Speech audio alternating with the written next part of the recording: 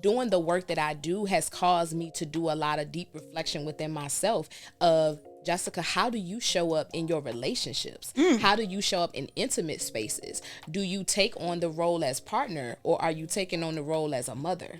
Are you taking on the role as nurturer? Ooh. Are you, so I think that my faith journey is like, God, like, I need you to lead me in these spaces because my title can't lead me everywhere. Here we go. Money, making crap for money.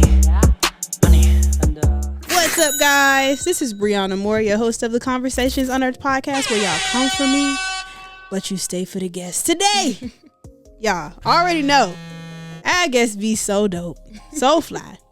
But today's guest, we have Miss Jessica P. Hill. You can't hear because we got a headphone. Right. The final cut, you could be like, oh, wait a minute. What are people? So today's guest, I'm extremely happy about. I'm extremely excited about because she is a mental health therapist. So this person has such a decorated background. I'm gonna tell y'all a little bit about who she is, but y'all already know. For me, energy is everything. You can have the most decorated career in the world, but if your energy off, the energy off. You can't fix that. But this person right here, y'all, all that in the bag of chips. So today's guest is a passionate advocate for people and purpose. Jessica P. Hill. She holds a Bachelor of Science in Human Services with a minor in Sociology from Old Dominion University and a Master of Social Work from Morgan State University. Jessica is widely known as the Black Men's Therapist, a title she's earned through her dedicated work in mental health, advocacy, and culturally affirming care for Black men. So, introducing y'all again, Miss Jessica P. Hill. How are you today? Thank you. Oh my gosh, that is like such a beautiful intro. Oh my goodness. I'm gonna cut it and let you have it. But hold on, let me move this chair out of our camera angle right quick. Here we go. Okay. You know what I'm I love it. So I gave you a little bit of an introduction. I always ask people, how would they introduce themselves? So before any title, I always like to say I am, number one, the daughter of a king. So before I'm anything else, I recognize that I can't walk in this space. I can't operate in any title that I have earned, that I've been given, without being the daughter of a king first. So number one, I'm a daughter of a king, and then I am the Black Man's Therapist. I'm a healer. I'm a friend. I'm a sister. I'm an auntie. First time auntie, godmother. Congratulations. all the titles. So that's how I would introduce myself. I love it. The thing is, the reason why I'm so excited to have you here is because mental health has been a bit of a stigma. Come on. A bit of a taboo in the African American descent community.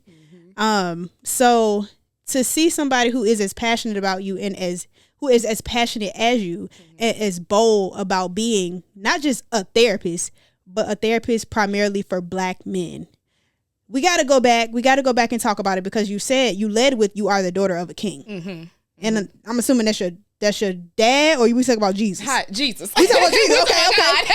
Okay, we're talking about God. Okay, absolutely. I'll just clarify. I am daughter of a king. No, Michael Hill. Yes, but my physical father. But no, my heavenly father. Yes, that's what I'm referring to. Okay, so let's take it back. Did you grow up in a 2-parent household? I did and do. Yeah. Okay. Yes, I am the youngest of two, so it's just me and my brother. We're 3 years apart. So growing up in a 2-parent household, we went to church. We went to church. That was every Sunday. But, growing up, it wasn't a thing of like, I felt that I had to go to church. Like, it didn't feel forced. Like how most people, you go to church so much, and then when you get older, you steer away from it. Even though it was our routine and it was the culture in my home, I never felt like I was forced to go to church. But I will say that it wasn't until I went to college myself that I felt that I really began to have that relationship with God for myself, because I wasn't around home. I could sleep in the bed if I wanted to on a Sunday. So it was in those moments where I couldn't just call mom and dad, or just, in the middle of the midnight hours, like I don't want to call somebody and waking them up because I'm going through something. So it was like, this is the time where you need to lean in and really build that relationship for yourself and not lean on the prayers of grandmama and mama and daddy and all those things. So grew up in the church, but I would definitely say that the relationship with God built in college at ODU. And that's interesting because, you know, it could have went the other direction. Could have. It's a lot of things in college that absolutely kind of suck you in. Yeah. But I will say, I always attribute, I joined Ebony Impact Gospel Choir that was there. It's still there at Old Dominion. And it saved my life. It was every Tuesday we had choir practice. So it was like,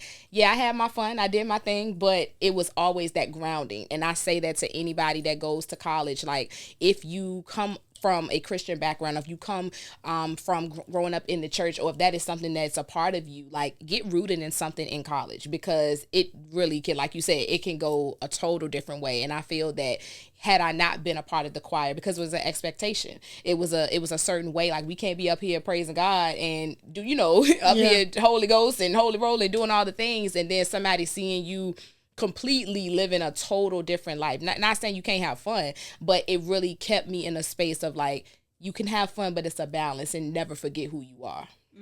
Okay. I like that. I like that a lot. So we growing up, we from Richmond? I'm from Charles City, Virginia. I'm from the little big town. From a little big town. City. From Charles City. You growing up, mom and dad, and an older brother. Older brother. Okay. Yep. So 3 years apart. 3 years apart. Okay. We moving, we grooving, we going to church. We perfect, or we absolutely not. We little Miss Goody Two Shoes. No, but you know what's interesting? That was something that I feel like I battled growing up. I battled growing up. Like, I was a praise dancer, still a praise dancer. I didn't get in trouble. Like, I wasn't that girl, you know? And so a lot of time, even when I went to college, I feel like I battled with that stigma of like, oh, she the church girl. And I never gave off that. Like, I never gave like that, oh, I'm in the church and I'm, you know, this and that, or I'm up than you. Like, you know, I never gave that, but it was always like a struggle that I feel like that I kind of had because I came from that. And so I was always looked at as like this goody two-shoe church girl. But the people that know me is like, nah, Jessica gonna pray for you, but she gonna turn up with you too. You know what I'm saying? Like, but again, a healthy balance. But I feel like some people really don't know what that looks like sometimes. So it's easy to just stigmatize and say like, oh, you the church girl. You think it triggers some people? You think it triggers some people? About themselves?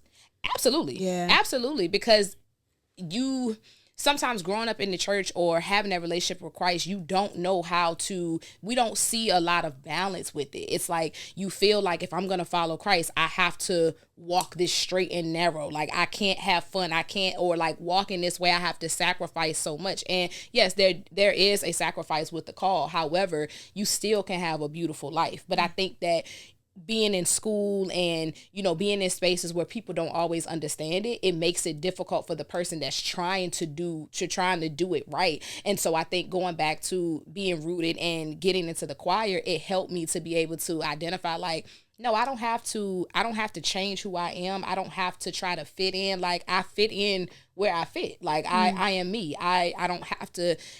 God is going to provide the people that I need to be around, and I don't have to change or try to, you know, shake things up just to fit into the box that you trying to put me in. But that's wise of you at that early age, though. Yeah. Because, you know, people trying to figure out who they are, and then from what I hear, people feel judged in church. So, or they feel like they can't be themselves, or they feel like, you know, I was talking to one lady, I was in the car with her, and she was saying like, yeah, like, we passed her church, and she was like, man, I hate that church. And I'm like, what you mean? Come on. What you mean you hate that church? And she was like, well, when I was a kid, they made me vow to not ever have sex until I was married. Come on. In front of everybody. And she was like, I didn't go up there with my other people because I didn't want to lie to God. Come on. I didn't want to lie to God. Right. And she was like, I'm like 14 years old. But everybody else who went up there got the praise. She kind of got shunned. But then she see everybody else. Because they went up there. Exactly. And still went against it. And she was like, I won't even having sex, but they was. They were. But they lied to God, you know? So it's situations like that. So for you to kind of, well, I don't know if you had situations like that. It seemed like you may have been in a place that was like accepting, or so that makes a difference too, where you go to church. Right. Church hurt is a real thing. And I think that What's it called? church hurt. Ooh. Church hurt is a real thing. And, you know, I think that I see it more now when, you know, it seems like that different pastors only get the praise on social media, or not even the praise, but to get certain recognition, and the lights get turned on them when they're doing something negative. For example, the Marvin Sapp situation that just happened with him trying to get everyone to bring the money into the church. I'm not sure if you remember when Pastor Mike Todd had the spit, when the spit hits the fan situation. Are you familiar with that? I don't think so. So not even to bring more light to it, but Pastor Mike Todd was doing a sermon, and he was talking about, and I don't want to misquote it, but in the sermon, he was talking about a situation when Jesus had spit on someone or used his saliva to like clean the man or something like that. So this was one segment of the sermon. You know how Instagram and people take one part of something and now it's like you have no context as to what happened. Right. And so Instagram took one segment of it. So he actually like spit in his hand and used his actual brother, and like put the spit. It was a very gruesome situation to witness, because he did actually spit in his hand and actually put the spit onto his brother to make a statement about what he was doing. Gotcha. However, I remember watching the sermon that particular day, and I remember forgiving someone based on the sermon that had nothing to do with that. That had nothing to do with that part, but it was so much more prior to that. But that was the part that got highlighted. And so I say all that to say that when those things happen, you see in the comments, everyone's like, "This why I don't go to church now. This why I don't do this now." And it's like, do you not go to church because now you see something that, you know, now it's something that's highlighted, or something has happened in the church, and now this gives me a reason to exacerbate the negative that's happening with the church. So it's definitely a real thing a lot of times. But I also think that a lot of times church is one of those places that people forget that it is imperfect people trying to follow a perfect God. Yeah. And so we look at the church as the church is supposed to be this perfect place, forgetting that the people are in here that are still imperfect. They are still not going to get it right. And so we have an expectation of that if nowhere else. And it's not to say that it's a wrong expectation, because I do feel that there is a level of safeness that should be in a church. But I think that when certain things happen, people often, you know, confuse things with, was someone really trying to correct me, or was someone really trying to down me in this space? And so not being able to decipher between the two, a lot of church hurt comes behind that. And there are some people that really do experience a lot of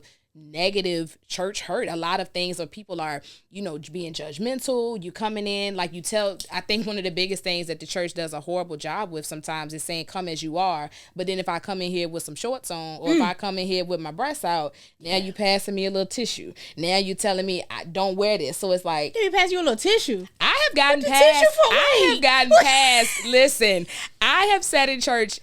Not gonna say what church it was, but I have been in church, and one of the mothers came over to me, and I had never seen this. So she gave me a little hanky, and so she passed the hanky, and I passed it on because I didn't know. I was like, so she's on the end. She's like, she got someone's attention to give it to me, and because I have grown up in the church, it's standard for me. Like, I know, just out of respect, this is just in my house. I was not coming out the house with no short skirt or anything. So I'd had to have had a dress on or a skirt or something, and she passed me the handkerchief, and I didn't know what she was giving it to me for, so I passed it on to the left. And so then she said, "No, for you." And I said, "Oh, to cover your..." For what? And I'm literally in college. I'm like, "For what?" And she's like, "Cover." I said, "Oh."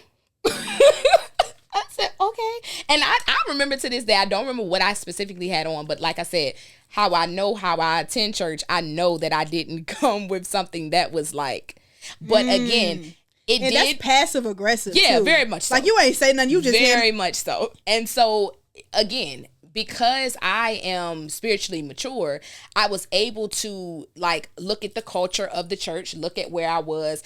Of course, I didn't agree with it. I didn't like it. However, it didn't turn me away from God. And so that is what happens a lot, that when people experience church hurt, you don't just turn away from the church, but sometimes you turn away from God because of that.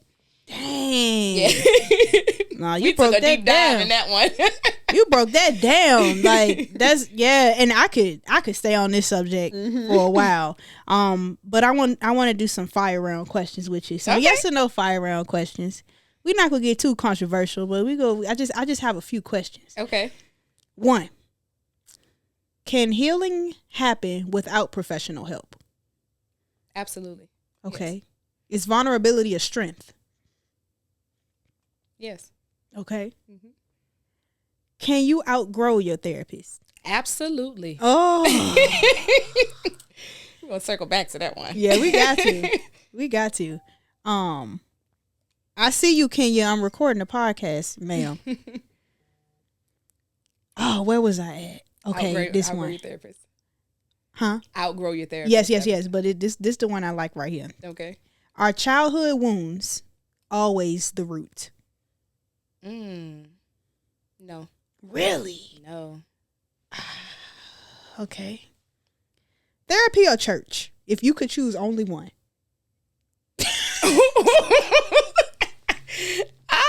Okay. So are we talking church, a building, Yeah. or are we talking God, or just the building? I'm talking God. Oh God. God. Okay, what about the building? Therapy. Okay. Ooh, you like, look, Therapy questions for down. sure. Questions down. All right. One word answer to this. The first thing that come to your mind after I say these 2 words, okay? Healing is. Powerful. Ooh. Okay. Is love enough to sustain a relationship? No. Okay. This is some very I didn't even get through all of these. Journaling or meditation? Journaling for me. Journaling for you? Mm-hmm. Over meditation, really? Yeah. I guess journaling could be a form of meditation. Right, because I think for me, when I meditate, I'm still all over the place. My mind doesn't stop sometimes. So I think journaling allows me, and as crazy as it sounds, because like when you're writing, you would think that all of your thoughts are just like kind of rolling. But I think I journal in like narrative form. Like I don't brainstorm. I don't just bullet point. Like I'm actually writing like narrative style. And so for me, I would say journaling because it helps me to focus my thoughts, whereas meditation, sometimes my brain doesn't cut off. Okay. And we will go back to this childhood question, but I just want to revisit something that we talked about when we first met. Mm-hmm. We both said that we were on a journey. Mm-hmm. Okay. And like I tell everybody, this couch is so divine. Mm-hmm.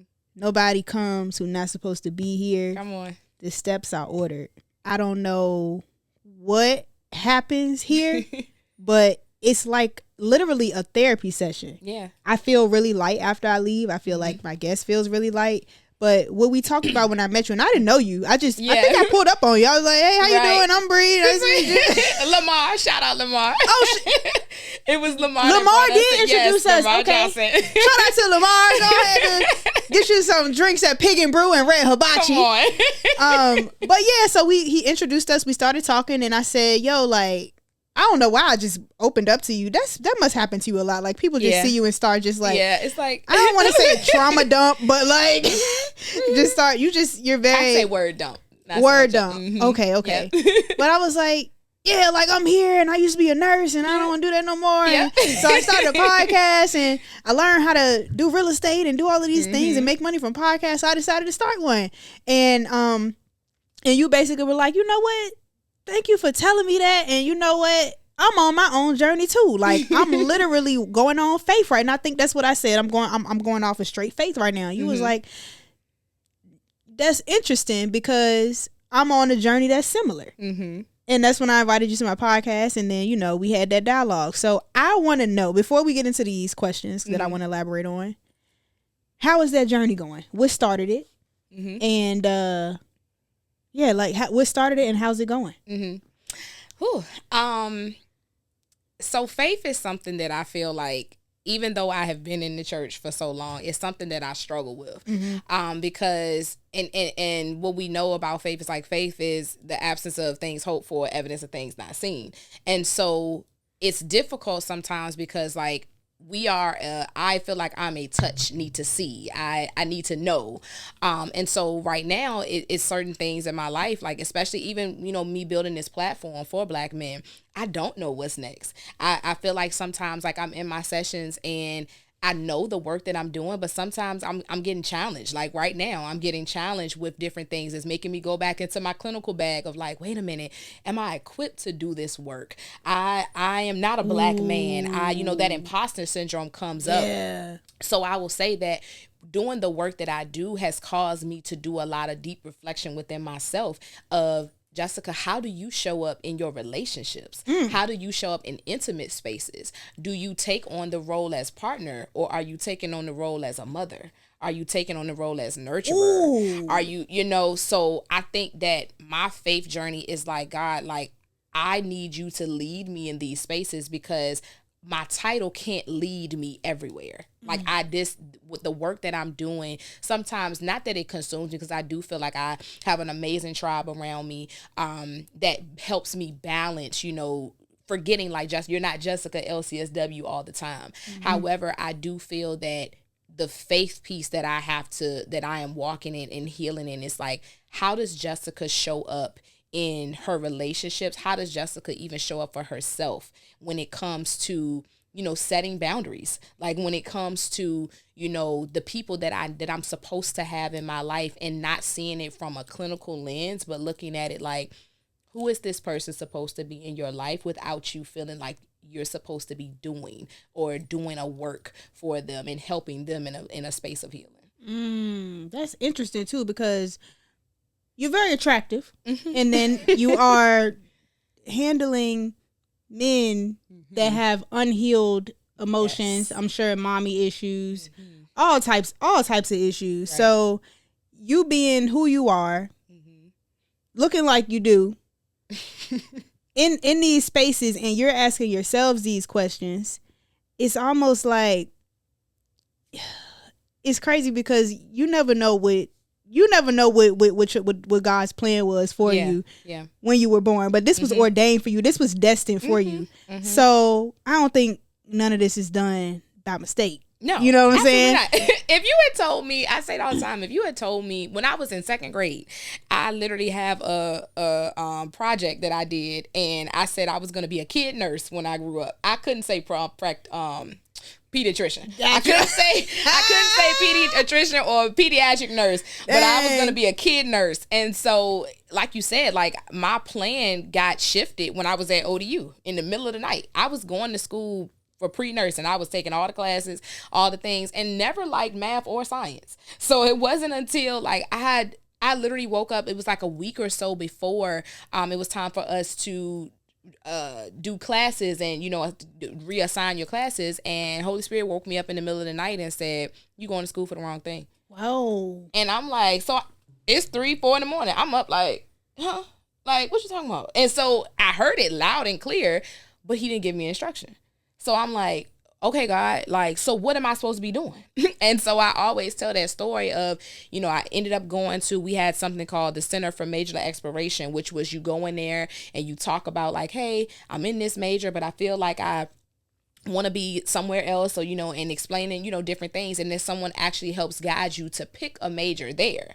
And so I was explaining, I'm crying to the lady. I'm telling her like, I don't know what I want to do, but I want to help people. I just want to help. And so she was like, and at the time ODU doesn't have a social work program.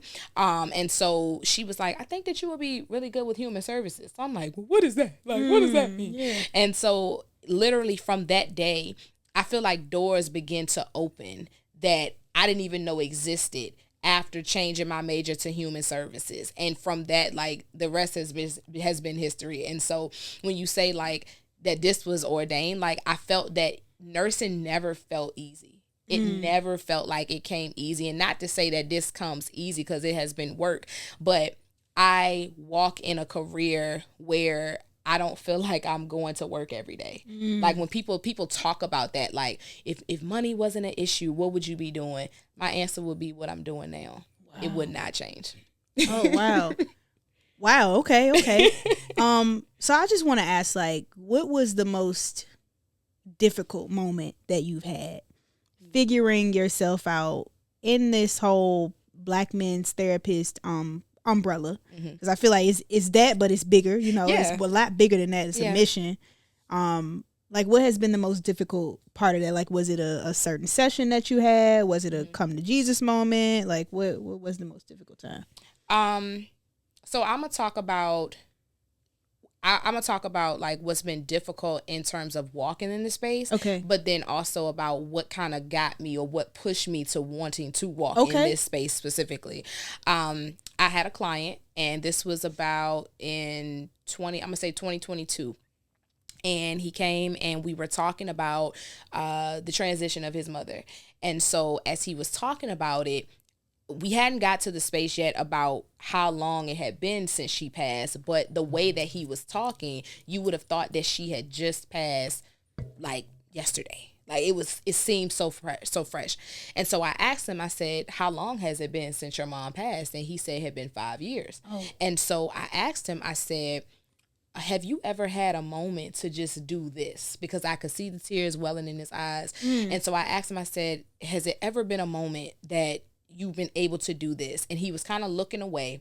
But when I asked that, he looked me dead in my face and he said, whoever want to see a Black man cry? And it was in that moment that I made the decision, because working at the agency that I work for, shout out to A New Legacy Family Services, shout out Nikki Shaw and Miss Karen Y. Carter. I'm blessed to wear a lot of different hats working there. And so with that, the average therapist, full-time therapist, there is quota that you have to meet each week. Like that could be 30 clients, 40 clients, things like that. For us, outpatient therapy isn't our bread and butter. And so if I see one client a week, that's on me. Like it's not like, hey, you need to see this amount, whatever referrals we get. I don't have to just take anybody that comes through the door, because I'm not in a space where I have to build this caseload or get these hours for licensure, things like that. So I get to choose who I get to see, how many people I get to see, how little people I get to see. And so it was in that moment that a moment of gratitude came over me, because I was like, I get to choose what population that I want to work with. And it was in that moment that I said, I don't care what my caseload looks like. I don't care what I have to do. I'm always going to make space that the Black man knows that you have a space here in my chair. And so with that, when you talk about the difficulties that come with that, coining myself as the Black man's therapist comes with so much hate. You would think that I would get so much support. Granted, I do, but I've heard it all. I have heard, oh, you trying to get chose. I have heard, Black men don't need mental health healing. Like, it's about the women. What? How are you going to tell somebody that you're not going to see them because they not a man? What about women and children? So you just about to see men for the rest of your life. Like, so... like, what is it, girl? Like, I have anything that you can think of. So when I say any platform that I get to talk about this, I want the men to know, like, I fight for y'all every single day. Yeah. Because I go to sleep with those thoughts sometimes at night of, like, when I'm posting, it's like, is it a feeling of, is anybody going to think, like, I'm just trying to, like, find this man? It is a space, like, because I'm not married, because I'm not actively out on the scene with someone, it's a known thing. And so it's so many thoughts kind of come to my mind about, you know, what are people thinking because I am doing this? But every day I feel like I come into spaces like this, I go around people, and the feedback that I do get is what keeps me going. And I would say I didn't think any of that at all when you said. I was just like, wow, that's much needed, because I've had a podcast with James Harris from Men to Heal. Yeah. And oh my gosh, for the longest time, like, people would ask me, they were like, all right, cool, I'm gonna listen to your podcast. Give me one episode you think I should really listen to. I'm like, James, like, it's just we get into a bunch of stuff, but he was talking about that sometimes he likes to hire men to you know, come on, because women sometimes they don't really have a caseload of men, or you know, if they do come in, then he has to work to get the men to see them. So like it's extra work that he just don't you know, have time to do. So the fact that you were in this very niche, very like I mean, I feel like it's not a lot of people like you. And then for you to advertise it the way that you do so eloquently, you're very polished. Like, it's just, to me, it's all positive. I had no idea that was a thing. Yeah. And it's interesting because as I was going through and deciding who I wanted to work with, and like even before, because to be honest, before I transitioned and, you know, rebranded myself as the Black Men's Therapist, I always had more men on my caseload than women. Anyway. Always. Yeah. And it was interesting because I was like, dang, like, it always seemed to happen like that. I feel like that my women were a little bit more consistent. Like they would come like once a week, you know, but like when I calculated and looked at how many clients I had, I always had more men than women. And so in talking to female colleagues, there were people like I've gone to my previous supervisor, Dalicia Bonner. She had me come into her agency and do a conversation. I did a presentation, on, you know, how to get men to open up in therapy with childhood wounds, childhood traumas, different things like that. And she asked me to come in to do this because there were some counselors there were some therapists that, you know, women that shied away from, that did not want to work with men because of certain stigmas and thoughts of like how a man was going to approach them, how things were going to be. And it's not to say that those things don't happen, but I also feel like when we talk about alignment, I do feel like that I've been really blessed. Like I hear horror stories of like experiences that therapists have had with men. And I'm like, wow, like, sure, I've had some things that I've had to set some boundaries with stuff, but I don't have those horror stories where a man has come into the space and manipulated the space to try to, you know, get at me. I just haven't had that.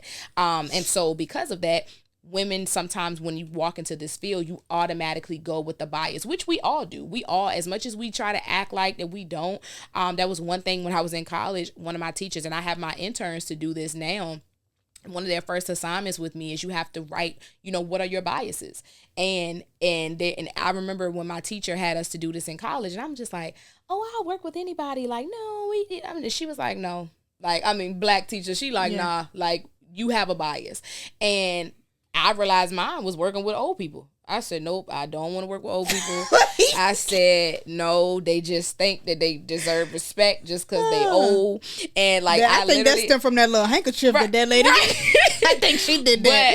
But you know, the irony of that, my first big girl job prior to coming here to A New Legacy full time, my first big girl job was I was a social worker in a dialysis clinic. So the irony of me saying that I don't want to work with elder, and granted, you know, that's another stigma in dialysis. Like, you're a girl, we so aligned. Go ahead. So you would think that, you know, dialysis is just elderly people, and it's not. It's a range and a very diverse space of people, and so, like I said, it definitely so much comes with this, but it's definitely it's very rewarding. That's crazy how like our paths have so many similarities, because you went to pre-nursing school. Yeah. But one semester. First semester of college. So is that pre-nursing? It's still pre-nursing. It's still pre-nursing now. But you felt that wasn't for you.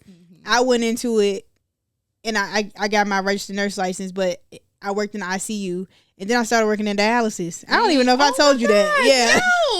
So I was a dialysis nurse. Oh my goodness. I've been a dialysis nurse for about 3 years now. So for one, I know how hard your job is, you know. Yes. I know you have a care coordinator as well to help with placement and things like that, but you still have, I mean, social workers to me are angels. I don't know how y'all find a way to do some of this stuff, but from the bottom of my heart, thank you so much.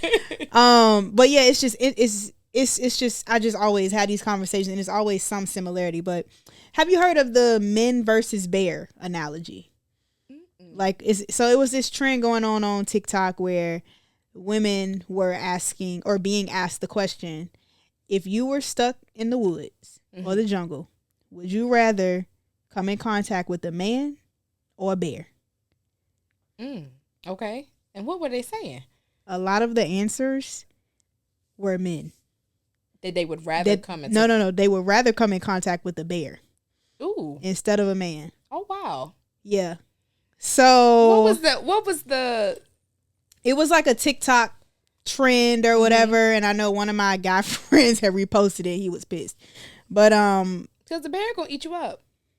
Yeah, gonna kill that's you. what I'm thinking. The bear's gonna kill you. That's what I was thinking as well. Right. But some women feel that negatively about men that they would rather come in contact with the bear. Yeah. So when you talking to me about this, it's just a lot of things are going through my head, and I could talk to you forever. I'm not, but but you've placed yourself in such a position that I think a lot of men are looking for and don't know where to find it. It's they're a very vulnerable population. I feel like they're not allowed to show their emotions.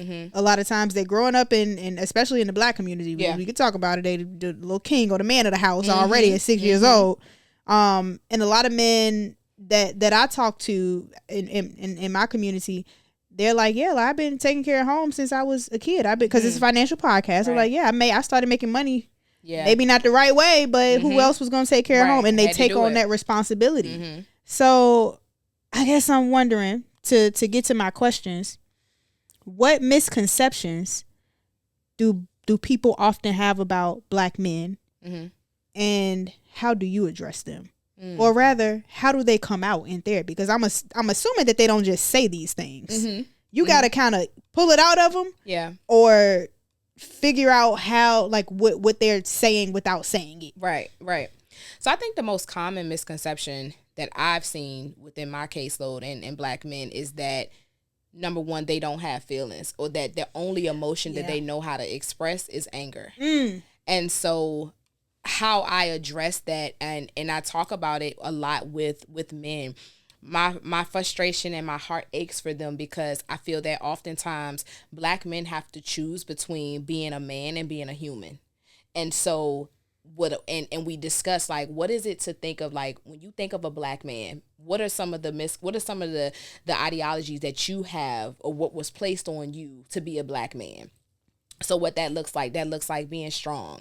That looks like being the provider, show no emotion. Black men don't cry. That's for sissies, things like that. And so when we look at what it means to be a human, we have all of those characteristics with being a human. So where do we have space? Where do I have space to let these emotions lie?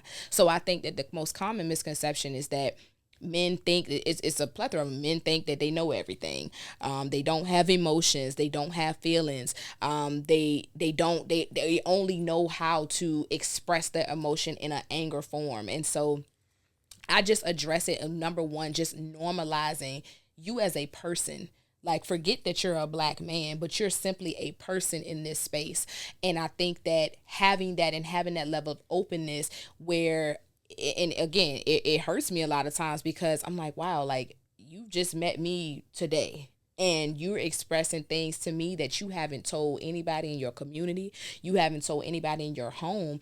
And it's because safe space is not created, but oftentimes they don't have the verbiage to even say, like, what does a safe space need to look like? And I even realized that in my own life. I remember going to my pastor at the time, and I was in a relationship. And I would say, like, when we think about a safe space, sometimes we don't put, like, language to what that is, because we just know what a safe space feels like. So sometimes you may not know to say, I need that when I'm telling someone something, I need your body language to look a certain way. If I say something to you that seems a little like off, don't squint your face up. So it's all about those nonverbals in the space that's being created, because no words are being said. We can say a lot without saying anything. And so when that happens, or when you feel safe and inviting to somebody, sometimes the person hasn't said anything. So when you try to create that space other places, you may not know specifically what to say. And so I think that how I address it is, number one, normalizing, what they're feeling, and creating that space for them that, I don't care what the world has said out here. I don't care what the misconceptions have been. Let's talk about it here. Hey, you preaching, you spitting, you spitting. I really hope that the people listening to this, the black men listening to this, have heard what you said, because for me, it sounds like there's a lack of communication that needs to happen. There's a big misconception that, I guess, you already know what I'm talking about, or like you're supposed to know what I'm talking about. You know, it's a lot of assuming going on. If a man is, or even if a woman is assuming that if a man is quiet while they're ranting or berating or going off about something, that he's okay. So, it's a lot of things that women have to take into account of as well. Because I feel like if I'm in a relationship, well, if I was a man, I'm not a man, I don't know how this goes. But if I'm in a relationship as a man and I already know my girlfriend or my wife is very emotional anyway. And when I show emotion, I'm seen as, like you said, oh, you crying too much, or you supposed to be the man. Right. Why are you going back and forth with me like a female? Like, those things hurt. Yeah. So if I was a man and I'm dealing with that, I got a wife or a girlfriend that's like kind of naggy or whatever, who I may have tried to say something like this to her, to be like, without being too emotional, but also trying to state my case while being respectful. How would you approach that? How would I approach that situation? How would he approach that situation?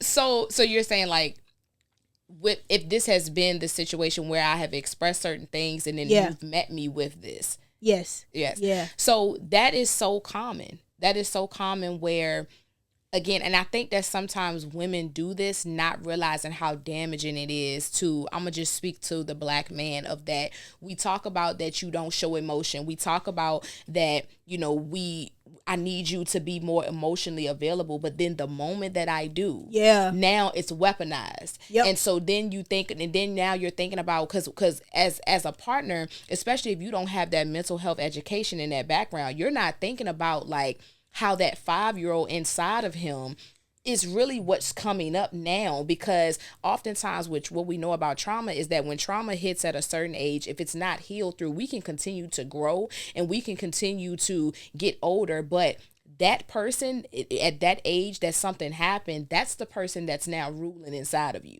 And so now when you are in a space where when he was 5, somebody shut him down and told him he was being a sissy, you being too emotional, all those things. So now we have now killed that little kid inside, but he's still in there. And so now as he's grown older and now he's looking for this safe space in you, and now you've done that, now, oh, that 5-year-old in him is really running wild, and now I have to protect myself. So now you're gonna get this evil person. You're gonna get this person who's not expressive. And so I think that, for men getting to a space of identifying what emotion am I actually feeling, how can I describe this, and also express to your partner what it is that you need. Because I think for both parties at times, we have needs, we have desires, and we don't know how to really express it. And it's like, well, you should know this. You should be able to, this is what I want. I had a conversation with the guy I'm dating now, and we were shout out.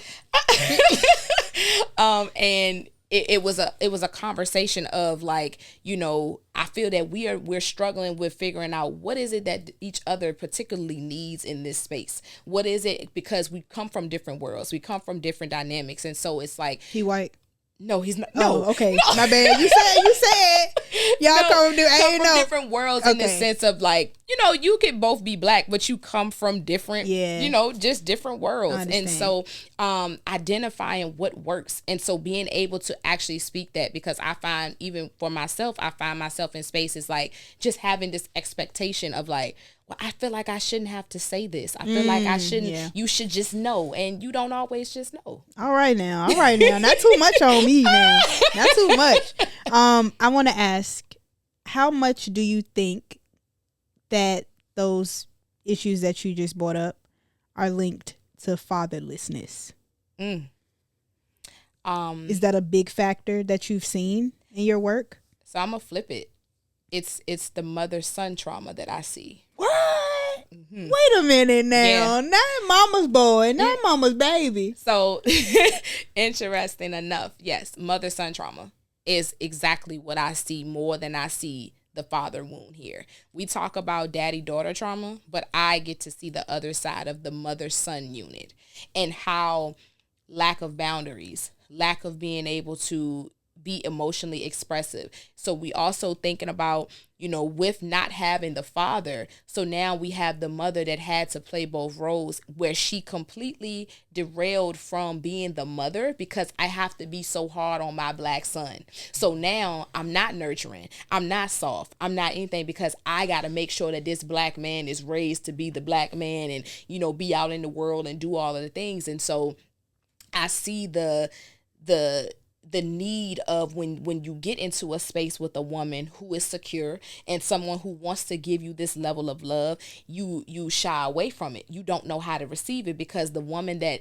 had birthed me, the woman that was supposed to give me all of these things didn't. So now I'm this woman who I known less than a year. Now she's coming up trying to give me all these things. Like, whoa, what's up with you?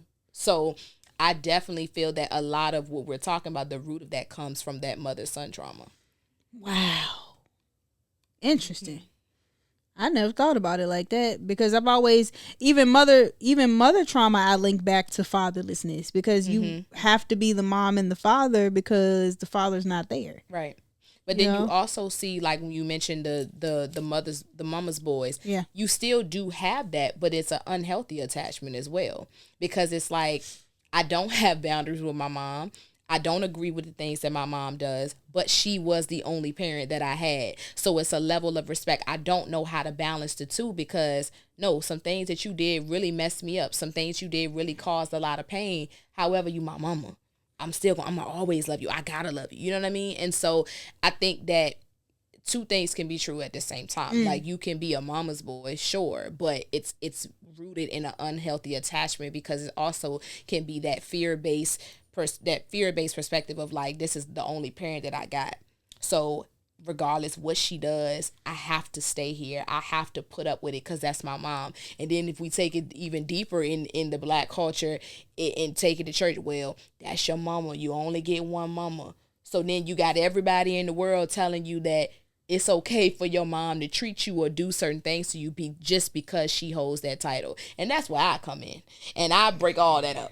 Because I'm like, mama, daddy, I don't care who it is. We are not sitting here and just allowing someone to put you in spaces of continuous generational trauma just because they have a certain title over your life. Man, I could tell you come in like a jackhammer, and you just be breaking all types of generational curses. Like, not here, not here. And you have like such an authoritative stance on it. Yeah, I'm not playing with you. No, it's like it's authoritative, it's assertive, but it's like, nah, she got me though. Like, she ain't about to be on no BS with me. She ain't about to try to play it safe. Like, we're going to unpack all of this stuff, and I'm gonna ease you into it. You go. Okay, so you do eat. You don't just hit them all the time. No, I'm not gonna hit a quitter. Nope. I'm gonna ease you in it because you have to be. Yeah. I think that and never to down this person. But what we see, I feel like a lot of times when people think of therapy, people think about Iyanla Vanzant. Oh man, you know what? That is some really good TV though. I ain't even gonna hold you. Great TV. Great TV. But I think it does what I do a disservice because a lot of people do not know that Iyanla is not a therapist. She is a life coach. I didn't know she wanted to. Exactly, right? Okay. So she's a life coach. She is not credentialed to do the work that I do. And so with that, when we think about the therapist dynamic and what we see on TV, we literally have Dr. Phil and we have her. So we have two extremes. We have no middle person. Dr. Phil, to me, I feel like he goes with the whoever is more right in this scenario. I feel like Dr. Phil goes with whoever that is. I mean, if you look at it, it's like if the parents or if the kid acting up or whatever, whoever is more right in the situation, I feel like he leans towards that. And it's very evident in the space. And you don't think that's right to do? Absolutely not. Okay. Not because I think that it is a fine line between, showing someone and being accountable versus you're in a space having a group therapy session or having a space where it's multiple people where now the person that's in the space who may be in the wrong feels attacked, feels like that the person we're all here to get something. All of us have an intention to get something. And so how can you still show me that I'm wrong or show me how we can come to a common ground without me feeling like that you're taking the side of the opposite person. So with Ayanna. So we have that side with Dr. Phil, but then we have the other side with Ayanna where, to me, and again, my own personal opinion, it appears to be a one-size-fits-all approach. She has a very authoritative, you need to look him in the eye and tell him that not on my watch. Yeah, I mean, yeah. And so everybody does not operate like that. Yelling does not help. I've literally had people, and again, no knock to her, but I've had people to come into my office near tears on the phone and say, is this going to be like Ayanna? And so I have to be like, no, it's not going to be like Ayanna. But this is what I'm saying. Like, when people see that, this is the only version of therapy of what they think that they're seeing. And that is what's being televised. I wasn't thinking we was going to go there. Yeah, me neither. But dang, that was good. Because I love that show. But it's not like, honestly, it's entertainment. Yeah. So you're not really watching to see people get healed. And her approach, like I said, it works for some people, but it's not for everyone. Yeah. And so, like I said, you have people that look at that and that's what they automatically believe. Yeah. This is what therapy is going to be like. So I'm not about to go to a therapist because they're going to do me like Ayanna. Okay. Whew, okay. Shannon Sharp.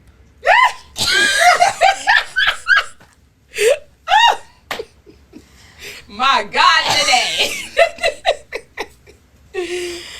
There was a video circulating on social media where you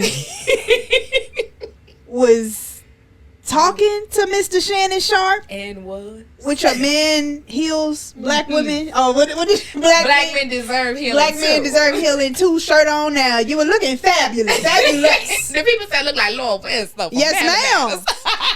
That's it. That's what they said in the comments. Please, I need to know about this interaction with Shannon Sharp because you got a little excited when I mentioned his name. So what happened? I love, if you know me, if you know, you know that I love Shannon Sharp. Yeah. That is like, ooh, I got chills just thinking about it. Okay, so what year were you born? 96. 96. Okay. He 56. We fall apart. You see, wait a minute, you younger than me. I'm 28. I'm 28. You're so wise. Oh, thank you. But I'm thinking like the older girls might be a little attracted to Shannon. No one understands my love for him. I don't understand. Okay, I'm sorry. Okay, I'm sorry. Nobody understands it. Being starstruck is a real thing. Yeah. It is a real thing. I had never experienced it ever in my life before. But it was so real. So like so when I say power of the tongue, like I always say, we have power of life and death in the tongue. And so be mindful of what it is that you say. And so I've always said, like, I'm going to meet Shannon Sharp, I'm going to meet him, you know, but never really like thinking it was really going to happen because it's like, in what world, where are we going to be for me to just meet him? Right. So a week prior, literally, so I met him on a Friday. This is the Sunday prior. I'm sitting in my house and I'm drinking the Le Portier, which is his cognac. His cognac, yes. Girl, I see why the people are telling it's smooth. all. I mean, honey. Okay. Like, I see why the people are telling all on Club Shay. Okay.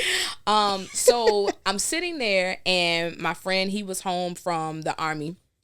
And so he had mentioned before we started drinking, and he was like, he didn't even know that I love Shannon the way I do. And so we were just talking and he was like, no, I really got to try that Shay Shay. Like, I really got to try that. And I was like, what? I got it at the house. And he like, I'm like, no, for real. Come on. Like, let's go. So he like, all right. Cause he was going back to Germany that next day. Oh, wow. And so we're just sitting in the living room and I'm like, I said, you can't shot it. You got to taste it. Like, so I'm giving him all that.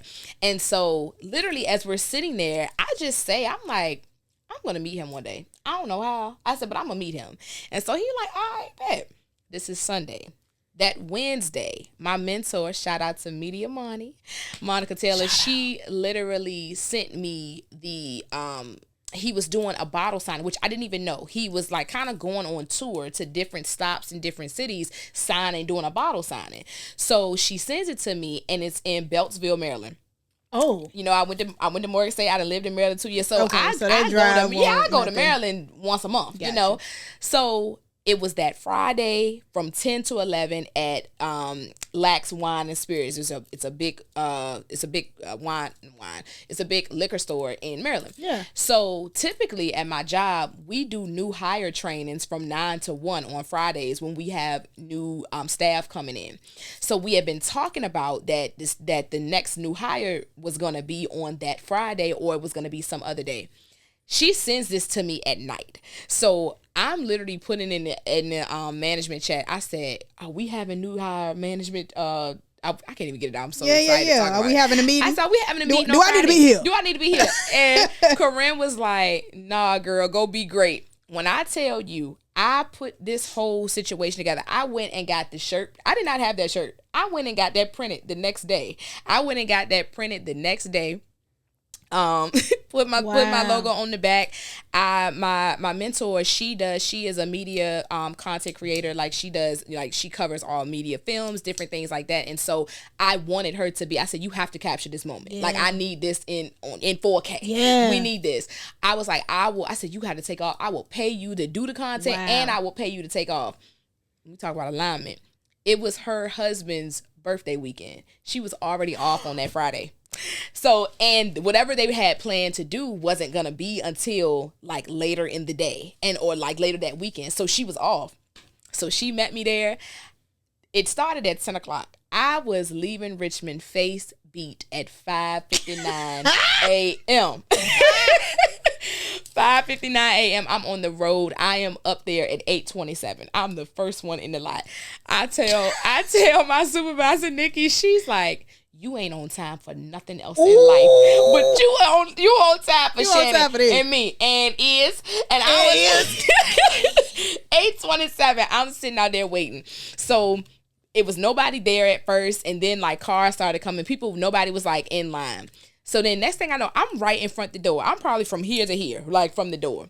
The people started getting out the car. My mentor like, daughter, come on, you gotta move. Yeah. So I'm like I'm not together. I'm fifth in line. I'm here first. How am I fifth in line? So I'm mad. Because I'm like, irritated, aggravated. Like, I was here first. Yeah. So now we in line, and I'm literally like, every time that door opened, my stomach is hurting. Like, my stomach is hurting. I gotta go to the bathroom. I was like, oh my gosh. And what's interesting enough, I am all about making connections anywhere I go. And so he has an assistant named Jordan. And so if you follow Shannon Sharp, he does every setup that you see, everything that you see that Shannon Sharp does, Jordan is doing this on the back end. Amazing, man. We'll put it up in 5 seconds or 4 or less, as he say. Okay. Like set up all the things. So I had been just kind of like talking to him on Instagram, like just replying to his stories, and he started replying back. And so over time, and I had never told him like how much I love Shannon Sharp, like, because for me, I'm all about like, you never want to make a connection with somebody based on just because of what they do. Right. So it was just really genuine. Like, just like I said, I would comment on stuff, he would comment back, we'll just chit chat.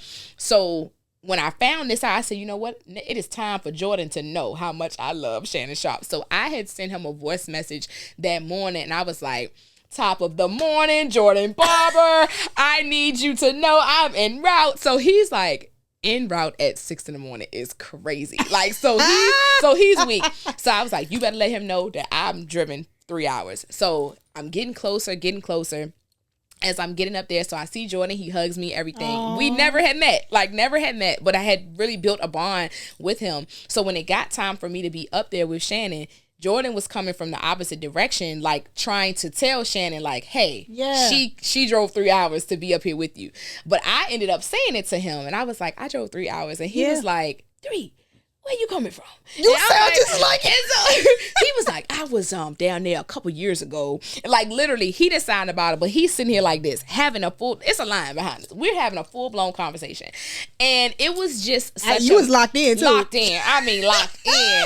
And so it was just a moment. So after that, girl, you would have thought I worked there. I'm telling people where to go, telling people where they can get the things. And so one lady came up to me. She was like, she said, do you work here? I said, yes, ma'am. So she started asking questions. I said, no, ma'am, I'm just a manifestor. Like, I said, no, ma'am. I'm just playing. I'm just playing.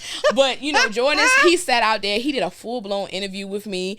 He did an interview with my mentor. So, like, it was really just like, and everyone always asked me, like, did you talk about mental health? Did you do this? I'm like, no, it was really just for me, that was like, even though, yes, I went with the intention of marketing because I was able to, you know, meet different people in the crowd and just connect with different men. But for me, that was like a moment beyond the Black men's therapist. That was just Jessica living in her little kid dream of wanting to meet him. And so it was really one of those moments. Like, I wish that on everybody. I wish that on every single person in life to have an experience like that. And when I told my friend that we tried to drink, he reminded me, he was like, Jessica, like really sit in this for a second. He was like, you literally less than a week ago said that you were going to meet him, and then you met him. Like, you made provision for things to happen. Like, you literally put this together in 24 hours. I did. I had everything in order. You here, we're going to meet here and do the things. Like, and so it was really just even those small moments, I feel like that God reminds me, like, your words are powerful. Like, I don't care how little, how big it is. Like, whatever it is that you say, know that it can come to pass, because I literally sat in my living room, was just like, I'm gonna meet him one day. I don't know how.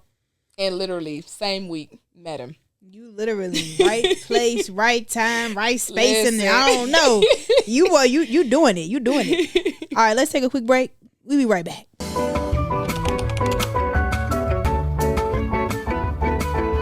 And we are back with Miss Hill. AKA the Black Men's Therapist.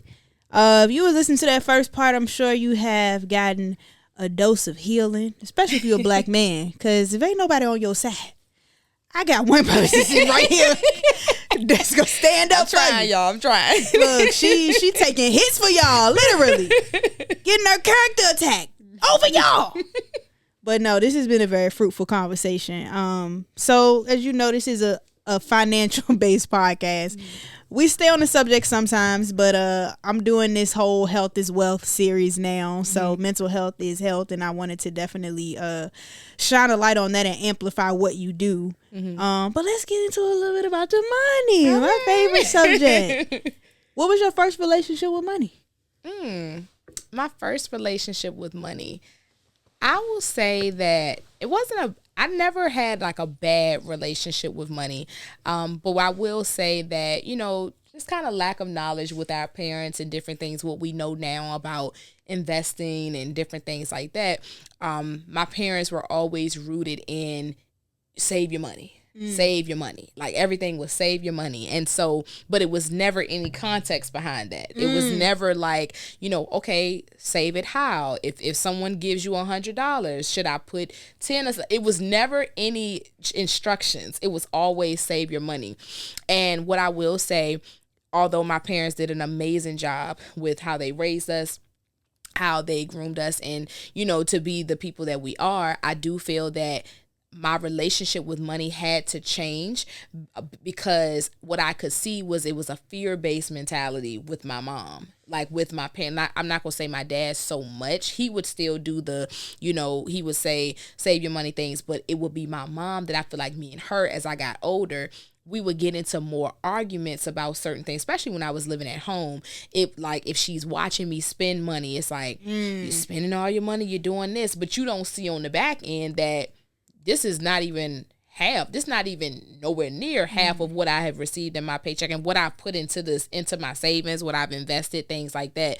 So I think that overall my relationship was good with money, but I think that I had to change my mind from, you know, that fear-based mentality and that poverty-stricken mindset that I feel that, you know, my mom and my parents had, based on, you know, the experiences that they had with, you know, the robbing Peter to pay Paul in certain spaces. I got you. And you said, well, obviously, you have mom and dad in the house. Mm-hmm. Mom was a bit more attentive, or she was a little more strict on the spending, and what she felt like she saw. what she felt like she saw. I feel like my mama was the same way though. But my mama had access to my bank account when I was in college. Yeah. But it was because it was so that she could put money inside of it if I needed it. Yeah. My mom did too. And then when I will never forget, I opened up, I have my Virginia Credit Union, still have that to this day. So I call it my baby account, which I keep nothing in it. Yeah.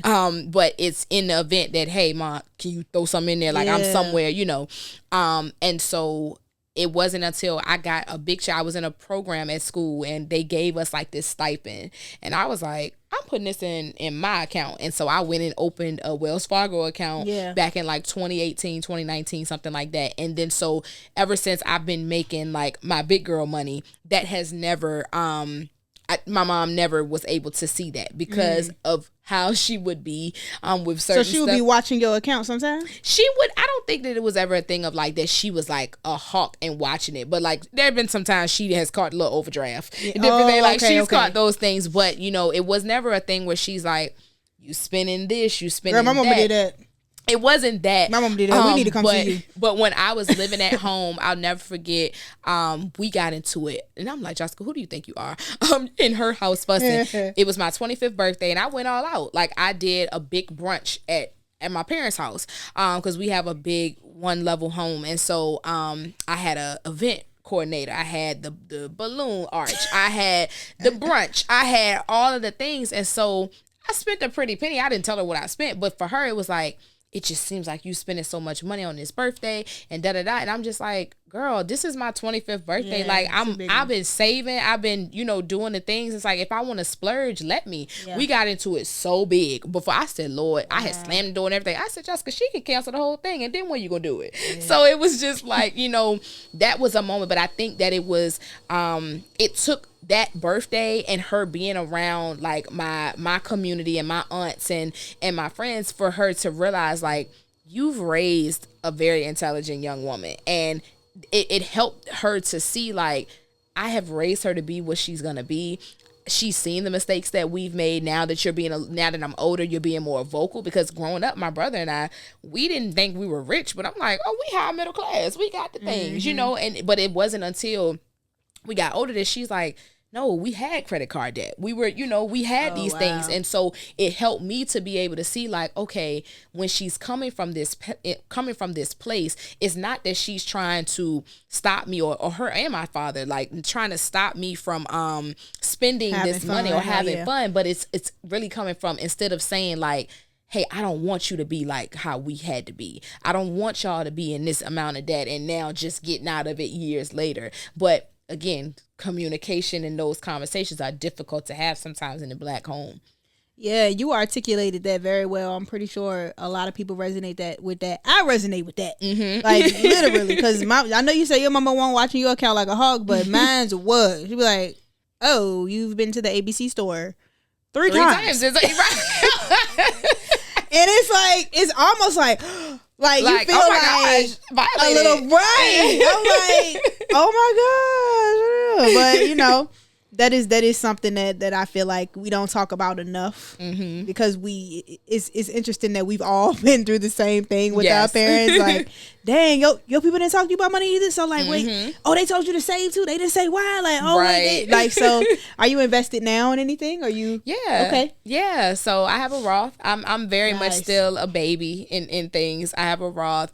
I have a plan with New York Life, and so that is good. So I'm also about to start start the baby booming program for my niece, like in order to just put things in there for her. Nice. So like I don't know all of I'm still learning. A Roth is not baby though. Like that's a retirement account. That's good. Yeah, but my financial guru Trevor Alexander and Maurice, they really helped me in this space, because again, I come from a space where save money, but no one talked about investing and what this looks like, and what does retirement look like for us. It's going up and up. I think somebody said the other day is now the number is 80 or something like that. So making sure that I'm setting my life together because I want to. One thing that my financial advisor, he was asking me, I can't remember all of the different points, but he was like, do you want a porch life, a porch retirement life, or do you want off the porch or something? I said, what does that mean? He said, on the porch means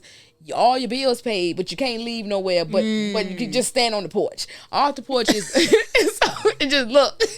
I'm like, no, I want to travel. I want to do the things. So he's like, well, you need to put more in here each month. And so I think for me, having those people in my life helps me get out of because I'm, again, that poverty-stricken mindset, even though I'm not where I feel like a lot of people where I'm from, like have a certain mindset, but it's still like, if it's not in my bank account, I'm like, I don't want to let it go, because I feel like if we see it, then you feel like it's actually here. Yeah. So sometimes investing can be a little hard. So at first I'm like, I don't want to give this amount of money. Yeah. I don't want to put this lump sum of money there because I can't see it. And so just helping you change the narrative and change your mindsets around it.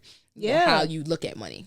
It's scary. And then when I first started, I was like, just the same thing you said. Like, I don't want to give them my money that I worked hard for. But really, it's a seed. Like, you want it to grow to a certain amount. Like with your Roth IRA, I'm not sure what with the retirement age is that you want to pull it out, but it's going to be worth significantly more. And then a Roth is so good because it's pre-taxed, meaning that when you retire, the money you pull out is going to be tax-free. Yeah, it's already taxed. Right. So like if the tax rate is higher than what it is now, then you've made money.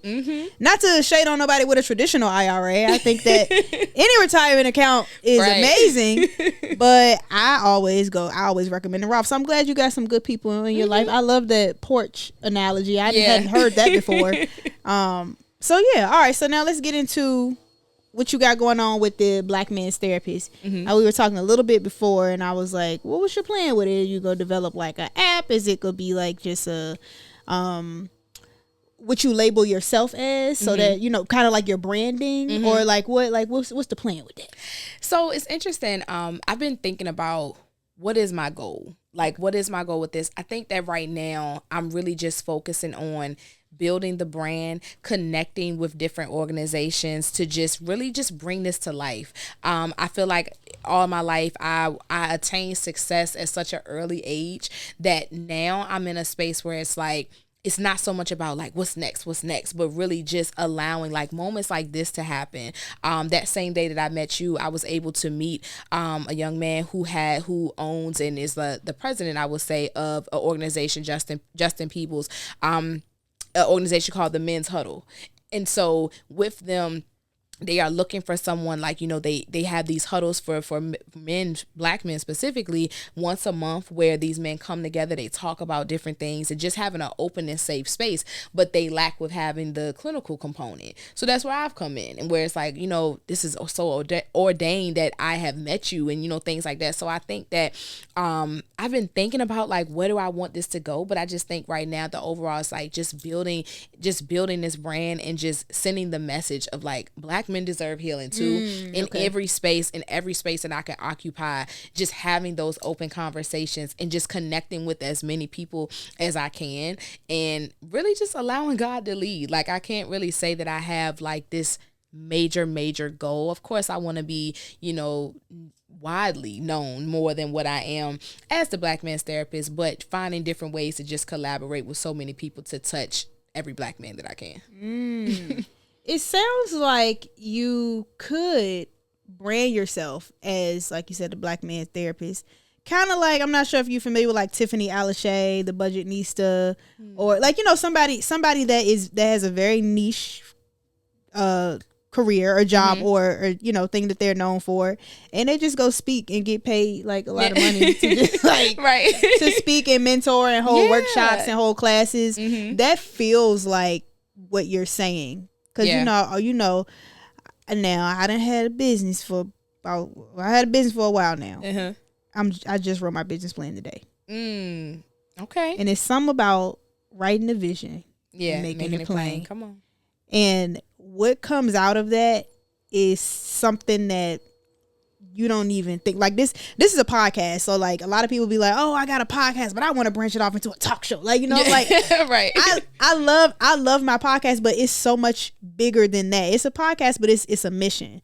So it's like, when I wrote down my vision, I was thinking, and I don't even know if it was me holding the pen at that point. Like, it just started pouring out of me. And basically what happened was it said that this is going to be like a place where local businesses come to get funding through contributions. Because, like, the thing is, when we talk about Martin Luther King Jr., we always talk about the I Have a Dream speech. That's what we learned about in school.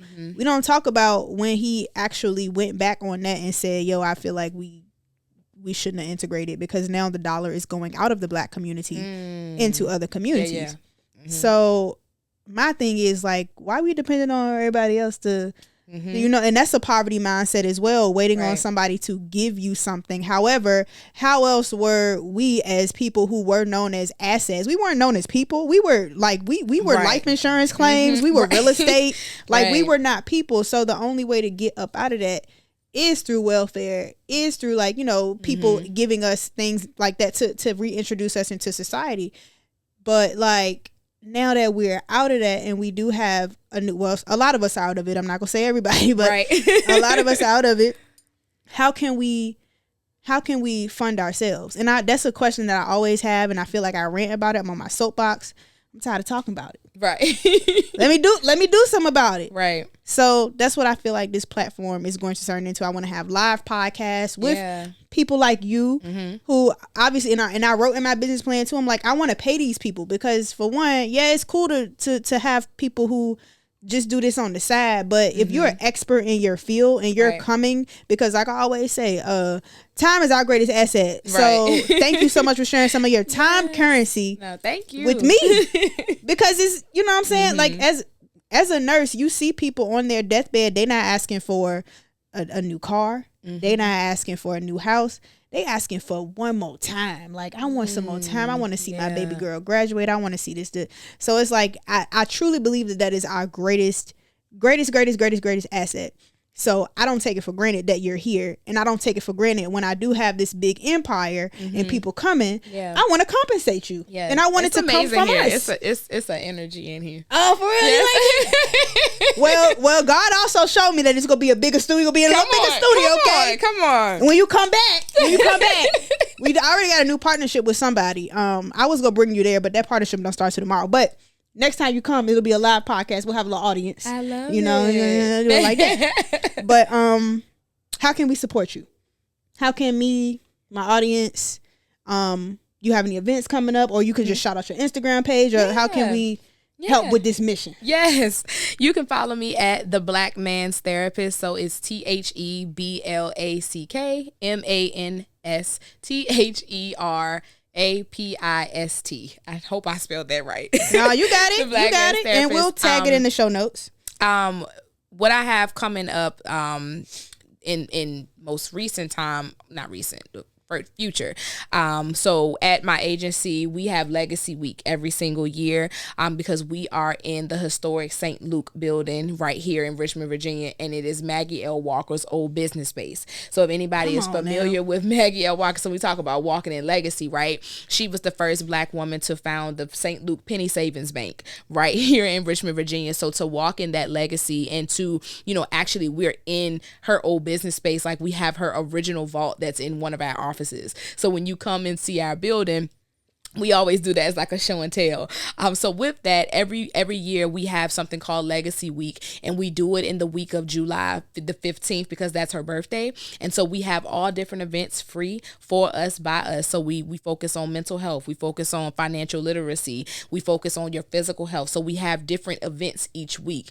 So with that, this is year 5. I would always do a therapy Tuesday, which I would go live with different therapists on Instagram throughout the day of that Tuesday. And last year was the first year that I had an all Black male panel for that entire day. This year we are focusing, and we're still putting it together, still figuring out where it will be, so I will get further details, but it will be a men's mental health day where we'll be doing a live panel, doing a live show about doing an interview with Black men about mental health. And so it'll be at a location here in Richmond, so that is something to come to look forward to in the month of July. And so you can follow for more information when it comes to Legacy Week. You can follow us on Instagram at the St. Luke Legacy Center. Oh my God. We gonna wrap it up. I have so much to say because just the whole Maggie L. Walker thing. Yeah. People that listen to my podcast know that my favorite number is 5. So you saying Maggie L. Walker, her birthday on the 15th. Yes. This is y'all's 5th year. Yeah, we'll talk. It get deep. And I'm the 5 on my line, my sorority. I think we get the line 5. All right, we gonna talk. We gonna talk tissues in a minute. Right. And if it's a quote, do you have a favorite quote that you like that just comes to mind, or a scripture? This is one of my original quotes. In life, we have the opportunity to surround ourselves with 2 different types of people: those that will motivate and mold you, or those that will manipulate and hold you. Ooh. Which will you choose? What will your legacy be?